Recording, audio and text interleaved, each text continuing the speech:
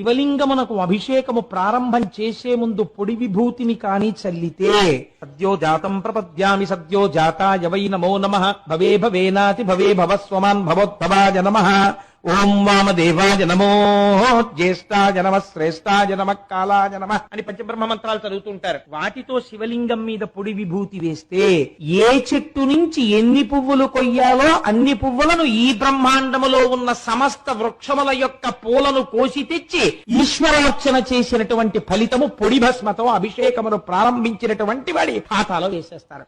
భస్మకున్న గొప్పతనం. విభూతిని నీటిలో కలిపి ఆ విభూతితో నమ సోమాయ చ రుద్రాయ చ నమస్తామ్రాయ చ అరుణాయ చ నమ శంగాయ చ వసుపతయే చ నమ ఉగ్రాయ చ భీమాయ చ నమో అగ్రే వధాయ చ దూరే వధాయ చ నమో హంత్రే చ హనీయసే చ నమో వృక్షేభ్యో అంటూ అభిషేకం చేస్తే తెల్లటి విభూతిదార శివలింగం మించి కింద పడగానే ఈయన పాపములన్నీ హరిస్తాయి.